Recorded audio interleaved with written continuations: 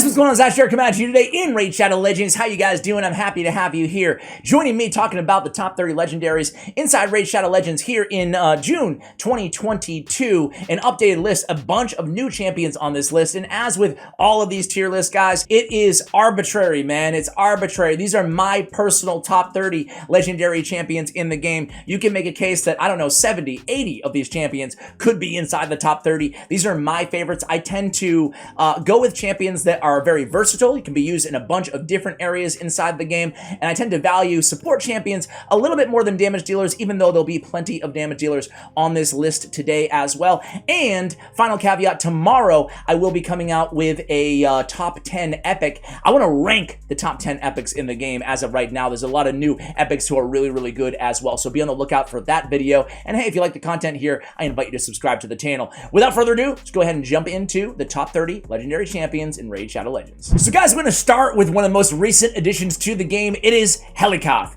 So Hegemon's is a monster of a champion. I just did a guide on him a day or two ago. Make sure you go ahead and check out that. A lot of potential with this champion. Really, really good. Definitely makes the list here. He has a 2-time hitter with a weaken on the A1. On his A2, he's got that great shield based on his defense. Increased defense going to be, you know, paramount to have on the team with him to take full advantage of that ability. And then we have block damage for 2 turns on all allies. Replace it with increased defense when it's removed or expires. Man, this is a great ability, a great champion overall. He just does it all. He has defense in all battles by 30%, a fantastic aura as well. What a great fusion addition to the game. Definitely vaults up into the top 30 legendaries, in my opinion. Wait a minute! You fellas have nothing to worry about. I'm a professional. Since we're here already in Demon Spawn, guys, let's talk about the other couple champions that make the top 30 here. And one is Prince Kaimar, man. Prince Kaimar, he's just one of the OG champions in the game. This guy's an arena god. He's a speedrun god because of Seal of Magic ability. Resets the cooldown of all ally skills with a turn meter fill of 20% on a 6-turn cooldown. He also has speed in arena battles by 30%. Very, very good. And, of course, he has one of the best arena opening moves in the game. An AoE with sleep, removing all buffs on a 3-turn cooldown. AoE poison as well on the A1. This dude is a difference maker on any account in a variety of different areas, PvE and PvP. You guys know me, I tend to go with more versatile support champions usually overall when I do videos like this, kind of outlining the most widely used or the best overall, meaning overall, not in just one niche area of the game, and Kaimar certainly fits that bill. Next we have Duchess. I mean, would any top 30 legendary video be complete without Duchess? Would any top 10 legendary video be complete without Duchess? Pretty woman walking down the... You have a mustache. What's the matter with you? You have a mustache. Ethereal Ways, her passive decreases damage taken by all allies from AoE attacks by 25%, 15 from bosses. I mean, just start there with a built-in passive that's like a strengthen buff all the time. I mean, that's incredible. That's incredible. She has that built into her kit. In the words described as, oh my god. A great reviver, one of the best revivers in the game. AoE, 4-turn cooldown, fail, continuous heal on all allies for 2 turns, block buffs, increase attack, and perfect veil on all allies on a 4-turn cooldown as well. A little handy shield too on the A1 ability. Man, Duchess is just a queen. She also has speed in all battle aura by 19%. She's just really one of the best champions overall in the game. Certainly when we speak about revivers in the game. Remember when they were going to nerf her? They were going to nerf this A3 ability down to a 7-turn cooldown, booked down to 5. Dude, the community revolted. They revolted. In Plarium, unlike them, they decided to revert the decision and they decided not to nerf that A3. And I'm glad they didn't, because even though she's strong, I think she's just top of the class, right? Actually, I lied. There's a couple more here, man. There's a lot of good demon spawns, it turns out, guys. 5 of them in my top 25, or top 30, my bad. Drekstar Blood Twin. I know some endgame players. This video is not, you know, meant for just endgame players, by the way. It's meant for everybody, and everybody has access to Drekstar Blood Twin. When you make a champion free, even in a limited time, I feel like just psychologically it takes some of the value out of that, you know, from the masses, right? But people who play a lot of Drexstar know how amazing he is, and he's available to everybody right inside the bazaar from the tag team arena. You can get his fragments. He does have an AoE with Provoke, decrease attack as well if the Provoke is placed on a 3-turn cooldown, which is nice to have. He has a great self-heal on his A1 to keep him alive, which inevitably helps him to solo a bunch of Doom Tower bosses, or at least carry the burden of being the damage dealer and usually the last person alive too. If the rest of your team wipes, usually Drexstar can come in there and finish it off because of this amazing passive, right? 55% chance, make it a 75% chance when booked of placing an HP burn for 2 turns every time he is hit. Fantastic, can be a great spider tank, but really his value skyrocketed when all these Doom Tower bosses came out that were susceptible to HP burn, right? So burners were a lot more valuable after Doom Tower. You OG players and viewers will remember that before that, it was really poison was meta in Raid Shadow Legends, you know, poison clan boss, poison dragon, etc. And now it kind of shifted to HP burn with Hydra clan boss and with the Doom Tower especially. So Drexstar Blood Twin definitely makes the list. And then the 5th person that we have here is Sissia Flametongue. So Sissia, I had to, with Hydra especially, I threw her on the top 30 for the first time ever here on the channel. I think that she is just... She is hot. top damage dealer inside the entire game. I would put her on the short list of certainly top 5 damage dealers overall inside the game. You could probably make a case top 3 because of the instant activation of HP burns on the target on the 3-turn cooldown. She also has HP burn. She grants an extra turn. She places HP burn. So she can start a battle by going in with the A3 ability, placing HP burns, and then instantly activating them all back-to-back moves. It's incredible. She can bleed through Spider 25 easily. Same thing with Hydra Clan Boss and a variety of other areas in the game. I'm a big fan of Sissia Flametongue. Her A1 triple hitter, Giant Slayer Mastery works really well on her too, and it can deal decent damage. So, you know, I'm a big fan. I think that hopefully anybody who owns her will agree with me there. She's a beast. All right, so that is our 5 Demon Spawn champions here. I'm going way out of order. Let's cover another new addition to the list. It's Yumeko. So guys, Yumeko, I mean, she's amazing. She's amazing. I put out a guide on her. I spent way too much money pulling Void Charge to try to get my hands on Yumeko. I finally did, and boy, is she worth it. She's got a 2-time hitter on the A1 with Stealing Turn Meter. On the A2, she's placing a Hex for 3 turns. But the cool thing is passive effect, right? Whenever an enemy tries to place a debuff on this champion or an ally, has a 75% chance of transferring those debuffs back onto a random enemy with Hex. I mean, that is incredible. Very cool passive on this active skill. On the A3, Dance of Time is what, you know, makes her just beast mode. A little bit of Warlord, a little bit of Kaimar, decrease cooldown of all ally skills by 3 turns, increase cooldown of all enemy skills by 3 turns. Unbelievable. And then a perfect veil for 2 turns at the start of each round on this champion. While she's under those veils, perfect veils, she's immune to all debuffs, dude. She's a beast anywhere in the game. Speed, runs, arena, everything I said about Kaimar could be applied to Yumeko, and then some. She's a fantastic champion, one of my favorites in the game. Next up is going to be Kaioku. Kaioku is a monster. A lot of people say, and I tend to agree, she's the best tank in Raid Shadow Legends, guys. She's just incredible. She's incredible. You can use her in the arena, you can use her clan boss, you can use her anywhere that you need some support. The best tank in the game, right? So we have 3 hits if the target is under 3 or more debuffs on the A1. Kind of cool to have, right? Especially clan boss. On the A2, Blood Curdle, we are attacking all enemies on a 4-turn cooldown with decreased attack. After attacking, we place HP burn on enemies that did not get the decreased attack. So nice damage mitigation there on the A2. And a burn if not, right? On the A3, we get an ally protect on all allies, and then we have block damage on this champion for 2 turns on a 4-turn cooldown, and then grants an extra turn. That is absolutely fantastic. She is so difficult to kill, and every time she's hit with a critical hit, she heals all allies by 15% of their max HP, and then places an increased defense on all allies for 2 turns on a passive. On a passive. Albeit with a 4-turn cooldown, but still, this champion is just amazing. 30% defense in all battles. Kaioku, again, you guys who have Kaioku, you know what's up with her. Seeing her used even more and more and more in Platinum Arena as well. Rio Bone Spear is on the list. We have a bunch of Shadowkin champions as well, guys. Rio is amazing. First of all, her multipliers are sneaky good. Rio can actually dish out some damage. She has a continuous heal in the ally with lowest HP on her A1, nice to have. She has a hard-hitting pressure points ability on a 3-turn cooldown that has every debuff known to man. Great for bosses, obviously. And then she has this perfect body ability, and this is a perfect ability. We have a full cleanse. We have block debuffs. This is on a 3-turn cooldown. Block debuffs for 2 turns, and then a heal by 35% of their max HP, and a further 5% for each debuff removed from them. I mean, read this ability again, guys. Removes all debuffs from all allies, places a block the debuffs on them for 2 turns, 3-turn cooldown, and then heals them by 35% and an extra 5. I mean, good God! This is an insane ability. Every time I read it, I remind myself, holy crud, they really outdid themselves on Rio. So keep the political commentary to yourself, or as someone once said, shut up and dribble. When receiving any debuffs, instantly transfers them from this champion to the attacker good every 3 turns. Okay, now. She's a boss.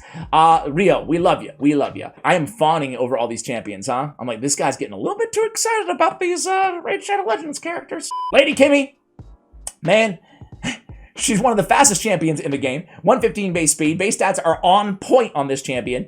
She's got a really cool turn meter manipulation on the Lady's Touch ability on her A1, but then she has 2 AoE attacks, right? Or excuse me, 1 AoE attack, 2 AoE effects. Wait. Yeah, you're right. Okay. I forgot that her A3 does not attack. My bad. Wait a minute! I'm just kidding. But seriously. What the fuck? AoE on the A2. With decreased accuracy and decreased speed on all enemies, also decreases their turn meter by 15%. This is on a 3-turn cooldown. This is a great ability, right? Decreased speed on the AoE on a 3-turn cooldown is fantastic, and decreased accuracy, I mean, this is just an amazing ability. Accuracy and speed decrease on the enemy team has great effects in the arena, in PvE, and anywhere else in the game. Spirit Flux on a 4-turn cooldown removes a random buff from each enemy, and then has a 100% chance of placing a block debuff on for 2 turns on enemies who have a buff removed. Also, fills a turn meter of all allies by 15% and places increased accuracy and increased speed, the inverse of the A2, on all allies on a 4-turn cooldown. And then whenever this champion receives a debuff, places a debuff on an enemy, also decreases the enemy's turn meter by 5% for each debuff placed.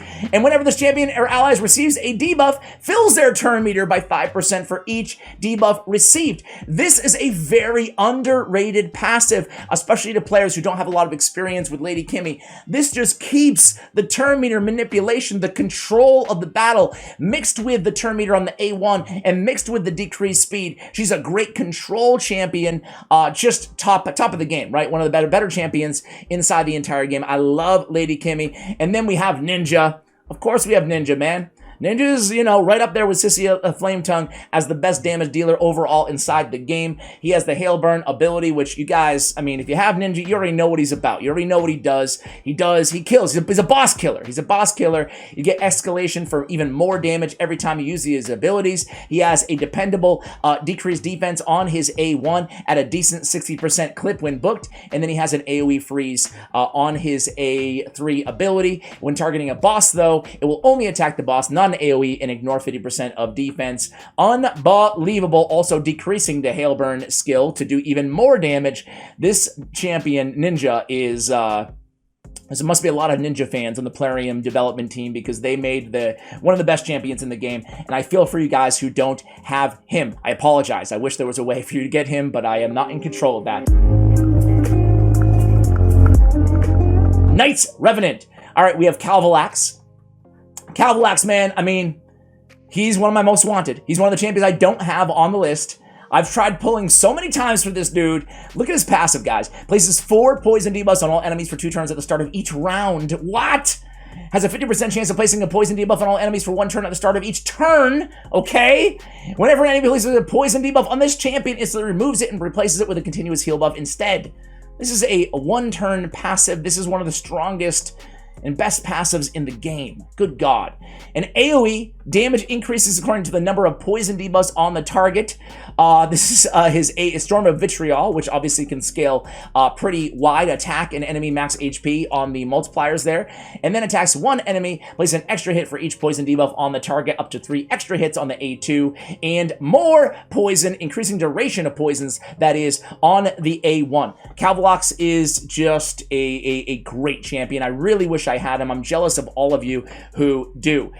We can't make a top 30 video without mentioning Hegemon. Hegemon, Knights Revenant, it eludes me, man. I can't get these amazing champions, and I know some of you guys can definitely feel the pain. I'm very jealous if you're a Hegemon owner. I'm very, very jealous if you're a Cowblox owner. Hegemon, guys, I mean, he's a nuisance in the arena if you're going against him, and he's amazing in the arena if you have him on your offensive team. He's probably one of the most widely used champions overall in Platinum Tier Arena. Well, anywhere in Arena, if you have this guy, you're running him, like guaranteed. He is one-dimensional compared to every other champion on this list, but I mean, he's one-dimensional, but he cannot be ignored, right? Because he's so good in that one-dimension PvP inside the game. And hey, if they do release a more robust PvP feature sometime this year, I mean, this guy's going to be just even better, right? Even better.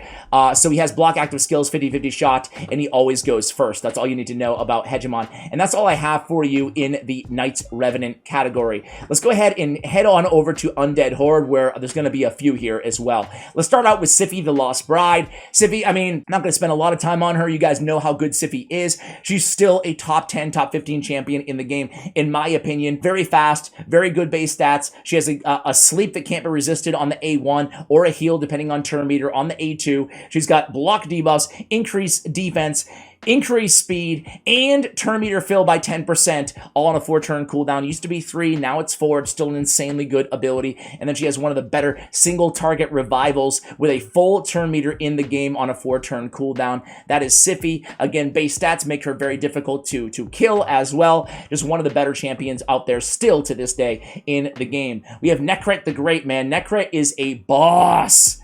Definitely one of my favorite champions to use. Anywhere you're running into trouble with progression, or especially in the arena, this guy is amazing. In the arena, because he has this ability where he starts with a block debuffs and strengthen on an ally with the lowest max HP at the start of each round. Also, a 6-turn ally protect, so you put that on, say, your Trunda, your fragile nuker, whoever you have in the arena as your nuker, and then they're not going to die, man. They get ally protect plus strengthen, that's 75% damage mitigation, right, after the defense check, and block debuffs. I mean, that's insane. And then he has an ally attack with anybody under ally protection. He has a chance of extra turns, and then he also has another passive in here where he places a shield anytime the ally protection is attacked. I mean, he has great synergy in his kit. I don't want to say complicated kit, but he's got a lot going on. He's got a lot going on, but it has great synergy. Just one of my favorite champions in the game personally is Nekret the Great. This dude is just tremendous. That's how a Void Legendary ought to be, ladies and gentlemen. Massive shout out to like Rhodos, to Nethril, to Crypt King, to Bad Alcazar. I mean, I don't have any of these champions on the list because, again, and even Urost, love him, you know, for soloing Doom Tower bosses, but I do have Mashald on the list. Again, very tricky to pick between any of these champions. You could definitely argue that, no, why didn't you go with whatever there, you know, instead of whoever I decide to go with. But Mashald, I just think he has Tornado as one of the better abilities inside the entire game, bar none, right? It's a increased speed, increased crit damage on all allies for 2 turns, on a 3-turn cooldown when booked. Places True Fear and a Leech on all enemies for 2 turns as well, and then grants an extra turn. I mean, that is absolutely insanity. That is an insane ability. I've said it so many times here on the channel, so I won't belabor the point, but it's just incredible. He also has an AoE on the A1, provided the enemy is under Leech, which again, he has essentially on a 2-turn cooldown because he's getting the extra turn. He is absolutely amazing for Hydra Clan boss, but really anywhere in the game. And that's all I have here. Big honorable mention, though, to Bad Alcazar. I think if he's borderline, you could probably make the case. Let me know who I'm wrong about in the comments, and who Bad Al should be in there instead of, right? Arbiter's still the queen of the arena. She's very fast. She has the speed aura. She has the turn meter boost and the AoE revival. She's great for Hydra Clan boss as well. Great for Reviver anywhere in the game. Great for any PvE content, any dungeon. I mean, Arbiter is the queen. And again, we talked about who was the most used. We were just saying Hegemon.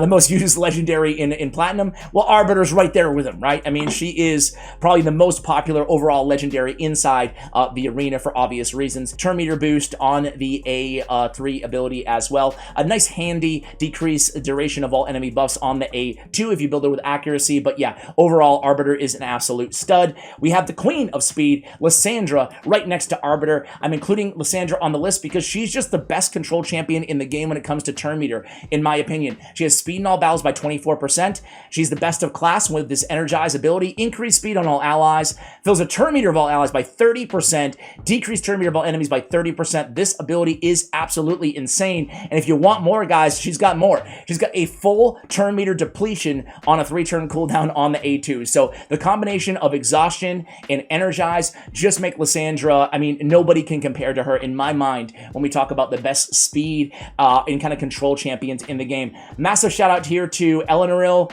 to Ethos, to Tatura Rhymehide.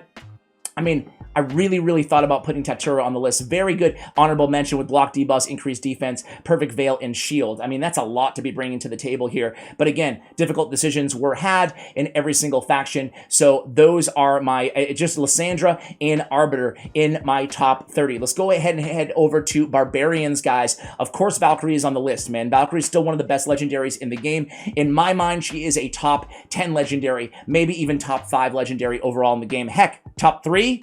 I don't know. She's right there, right? She has this ability, Stand Firm, with almost 1,600 base defense. She has the best shield in the game based on her defense. And then she has counterattack on all allies. Are you kidding me? 2-time hitter, decreased turn meter on the A1. And then Jealousy, a fantastic passive. A fairly simple kit, but such a dynamic and unique one. You know, only 3 champions in the game with counterattack. Another snub. Martyr, I love you. I love you, Martyr. But not on the list. So, Jealousy, very good. The champion's turn meter will be increased by 10% each time an enemy places a buff. Enemy champions will have their turn meters decreased by 10% for each buff they receive. This is so annoying to go against, and this is what makes her, part of the reason that makes her so incredibly effective in the arena as well, because of that Jealousy passive. So annoying to go against. All right, guys, let me have it. Kill me in the comments. Here we go. Sildredrix.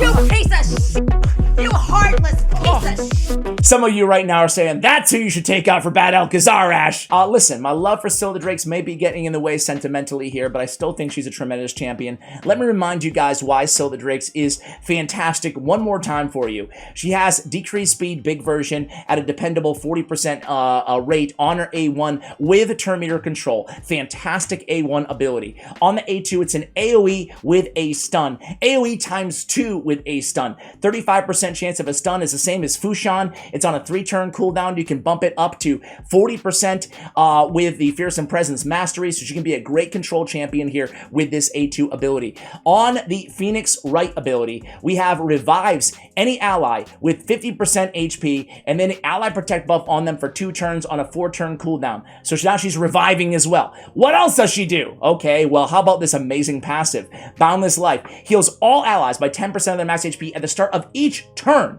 Also places increased speed on a random ally for 2 turns. So I put her in Relentless gear, man, and she's putting increased speeds everywhere. She's got heals on heals on heals. She's reviving if somebody goes down. She's got control. She's got decreased speed. She's got turn meter, more control in the A1. Man, and she's free for everybody. I just got her on my free-to-play, by the way. Very excited about it. I love Sildredrix, man, and, you know, I love you guys, but I disagree if you don't think she should be on the list.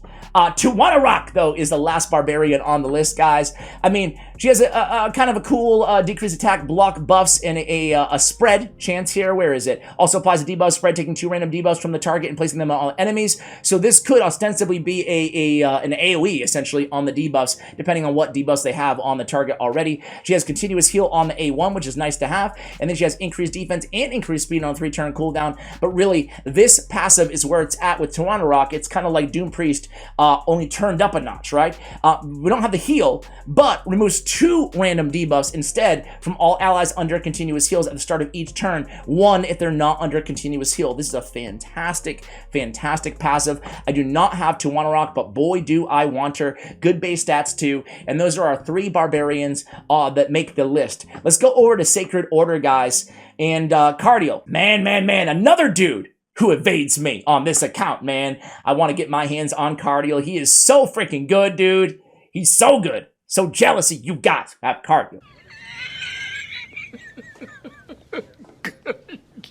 Good one. Angel Song removes all debuffs from all allies. It's a cleanse with block debuffs and a revive on death on a 3-turn cooldown. Revive on death can't even be removed, man. That is a very strong ability. It's like Sky Touch Shaman or Battle Sage, but it turned way up a notch. I love it on a 3-turn instead of a 4-turn cooldown with the revive on death can't be removed. We have increased crit rate, increased crit damage, and then, hey, an ally attack. No big deal on the A3, so an ally attack champion as well. He also has a True Fear, or a heal, excuse me, on the A1 by 7.5 of their max HP on the A1. That's really solid. I mean, a lot of books, which is kind of a bummer, but still, you can book that up and get extra value out of the heal as well. That doesn't, by the way, these healed numbers, they don't add to the 7.5, they add to the value of the total heal. I think that's probably obvious, but it bears mentioning. The True Fear is conditional, but yeah, overall, man, this dude's just a boss, man. I really, really, really love cardio. Really want that champion. All right, next up is going to be the next 2 champions in this in sacred order that I'm going to put on my top 30 list are going to be 2 champions that some people are kind of down on. Well, at least one in Venus. I don't know why Venus doesn't get more love, but she's like, first of all, she's a debuffer. She's a support champion. She's a debuffer, really, with decreased defense and weaken on the same 3-turn cooldown ability. That's tremendous, right? A la like Dracomorph, right? So she has this ability. And then she has an AoE HP burn as well on a 4-turn cooldown. I mean, that's tremendous. 2 AoE attacks. They're attacking all enemies. She has decent multipliers. She has poison on her A1 on a 2-time hitter as well. And then she's with, she has HP in all battles by 33%. If she's with Cupidus, she's also removing all buffs from all enemies and having a chance to place to get an extra turn, excuse me. So, I mean, and look at her base stats. She's easy to keep alive compared to a lot of debuffers out there in the game. I mean, all the damage she can deal with the 2 AoEs, all the debuffs you could want, the cleanse if you have Cupidus on the same team, and the poison, to me, I still have Venus inside my top 30, and I don't feel bad about it at all. This guy might be a curveball to some of you guys, but I stand behind it as well. It's Archbishop Pinthroy. This dude is incredible. I have him over even champions like Ursaga, right? Which, again, is a tough decision to make, and you can say tomato, tomato. You can't go wrong with either of these champions. He's a newish addition to the game, and man, I just think he's so incredibly good. He has 1 random deal from this champion to the target and a chance of stealing on the A1. I like that A1 ability. I love the chance of stealing. That high of a chance, too, on the A1 is really solid. Holy Word ability on 3-turn cooldown. Get this, guys. It's an increased accuracy on all allies. Then it attacks all enemies. And then places heal reduction debuff on all enemies for 2 turns. And then it places a block debuff, 100% chance land rate on this ability. This is all on a 3-turn cooldown, man. Champions from certain factions can't even resist the debuffs. So increase accuracy on all allies, the big version.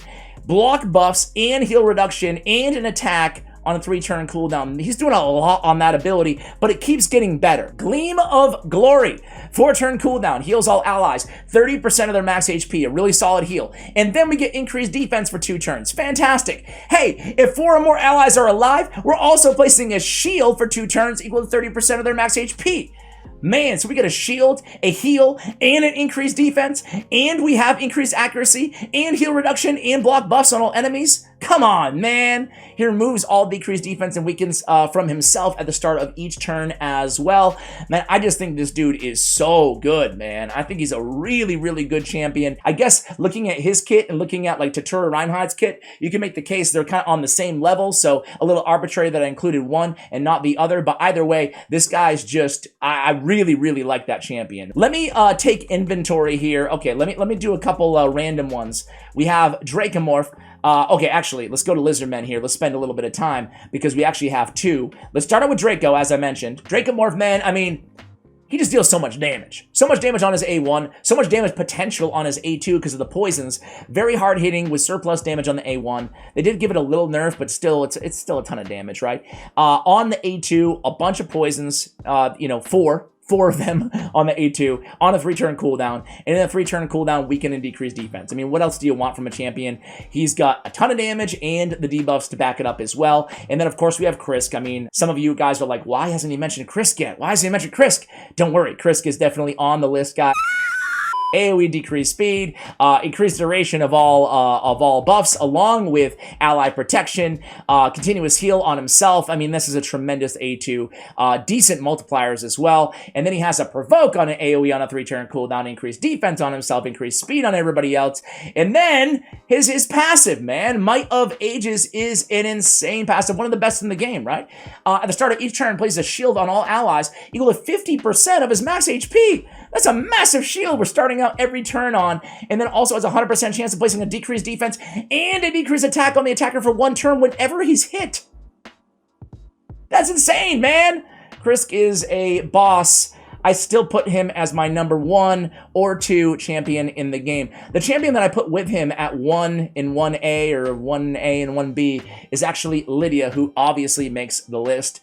I just think that Lydia's A2 is just so insane. She has Fear on the A1. On the A2, and then you can read the passive effect, but a lot of counterattack opportunities here with this A1. Well, enemies attacks enemy champions with this skill whenever they place a free stun, fear, true fear, or petrification debuff on any ally. So really, really cool kind of counterattack potential on the A1. On the A2, it's an AoE, decrease defense, and weaken, and strengthen, and increase speed. What? What? You can lock somebody out with block active skills, block buffs, and poison sensitivity on the A3 on the 3-turn cooldown. And then she has the deny revive attempts, which is unbelievable. The skill even ignores block revive, which is just broken, man. She's just an incredible champion. Speaking of incredible champions, though, guys, Mithril Lifebane, a newish champion with the Hydra clan boss champion. She is so good. Do you guys want to see a guide on her? Let me know if you have her, or how close you are to getting her, or how far you are from getting her, because I would love to do a guide on her. She's amazing. We have 2 hits with poison on the A1, 100% chance of placing the poison. On the A2, it's an AoE Hex for 2 turns. Also places increased defense and increased attack on all allies for 2 turns. Damage based on defense. She has a lot of defense. She's very fast too, guys. I mean, 3-turn cooldown. Are you kidding me? Increased attack and increased defense and a reliable Hex. Very, very good. And then it keeps getting better. We get a full cleanse on a 3-turn cooldown with strengthen and a shield based on 30% of her max HP for 2 turns. That is insane. That's insane, man. She's definitely in the top 30. You could argue top 10 champion in the game. I think that some people out there are not even fully recognizing how good she is yet. Once you get your hands on her, I'm sure you will. When you build her, she's the type of champion you build, and you're like super pleasantly surprised. You're like, wow, she's even better than I thought she was going to be. Whenever the champion is attacked by an enemy under a Hex, has a chance of placing petrification debuff on the attacker for 1 turn. So she has CC built into her Gaze of Stone passive. Fantastic. The first champion in the game to be added with petrification, and she has accuracy in all battles by 80 as well. Man, I love me some Mithril. All right, guys, we're coming to the final stretch here. Let's go over to dwarves. Guys, listen. I might surprise some of you guys. I might not. I don't know. But I'm actually including Trunda now on my top 30. None of my previous top 30 legendaries in the game videos have included Trunda, only because I feel like good AoE nukers are a dime a dozen. You can get Genbo, you can get Leo. I don't have Leo on the list today, even though he's my arena nuker. But I decided to go with Trunda, because Trunda, whether it's Hydra clan boss, whether it's every Doom Tower boss, it feels like, you know, depending on affinity, of course, whether you're building here with accuracy for Spider, whether you're looking just for the, you know, the best arena nuker still arguably out there in the game, I mean, she's incredible everywhere. And she's just a top damage dealing resource for anybody who has her in almost every area of the game. I take her over Ethos, take her over, you know, Magnar, like these are epic champions, but, you know, some of the other best nukers in the game, over Kandrafon on the list just because of her overall versatility. So she's a very hard hitting 2-time hitter potentially on the A2 if you build her with low accuracy, and then on the A3, excuse me, and the A2 Cloak of Ages, one of the best single target multipliers with an AoE attack. It's a 6 multiplier on the first hit on the Cloak of Ages, and then 60% damage dealt on all other enemies. A strong 2-time hitter with a stun chance on the A1 as well. So I did, yes, include Trunda on the list. I also included Under Priest Brogni on our list. I still think that Brogni is unique enough to definitely justify being a top 30 champion in the game, and he's certainly versatile as well, which made me pick him over a champion like Tormund, who I just feel like you can use Brogni in just more areas of the game, right? So he has an HP burn on his A1, helps with damage on this champion. He has an AoE shield growth ability, again, only champion in the game with this ability. It's on an AoE, really, really strong. Increased value of shields by 30% of the damage inflicted on this A2 ability. That's really, really good, man. And then he has block debuffs, increase attack on all allies, also a shield on all allies for 2 turns equal to 30% of this champion's max HP, and the shield cannot be removed. It's on a 3-turn cooldown, man. And then he has the passive, man. This is where he deals an absurd amount of damage on top of that. I mean, when I go through some of these champions kits, I'm sure some of you guys, you're probably familiar with a lot of these champions, if not most of these champions, but you're probably, if you're anything like me, you're like, yeah, wow. Like, this champion is a boss.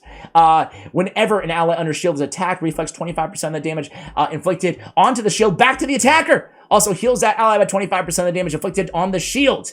I mean, he can deal so much damage off of that passive alone, guys. Resistant to entire battles by 60 as well. Good God, he's just so freaking good. Massive, massive shout out to Molly Tankard as well. She's not on the list, but she definitely could be. She's very, very good, and I would say even underrated a bit. Massive shout out to Iron Braga, who I'm a big fan of, Krila as well. I think those champions you could easily argue should be there. However, we do have Warlord, of course, on the list as well. And I think this is our last champion. This is our 30th champion that we've covered here, guys. I hope I haven't forgotten anybody. I went out of order kind of haphazardly. Let's see. I think that's pretty much everybody. So, Warlord, man. I mean, what do I have to say about Warlord, right? What do I have to say about this dude? He has a block debuffs for 1 turn on all allies, and then he has a shield as well, and a heal. So we get block debuffs, we get shield, and we get a heal on the A2. And then on the A3, we have Orcish Rituals. Put all enemy skills on cooldown. We're not playing around. No block active skills debuff that can be removed or whatever, or that can be blocked by an immunity artifact set. Who cares? We don't care. We're just going to straight up put all your skills on cooldown, a la Yumeko. But hers is only 3 turns. Warlord is forever. Well, you know, all their turns. And we get a chance at fully depleting turn meter as well. 60% chance as part of the same ability. That is just wild, guys. So there we have it. Those are my top 30 legendary champions in Raid Shadow Legends here in June, midway through June almost of 2022, guys. Who is my biggest snub? I tried to give as many kind of little shout outs here along the way as I could when I saw other champions, but let me know who I got wrong in the comments below, namely who doesn't deserve to be on this list. That's what I want to hear most of all from you guys. Thank you so much for watching, and as always, take care, guys.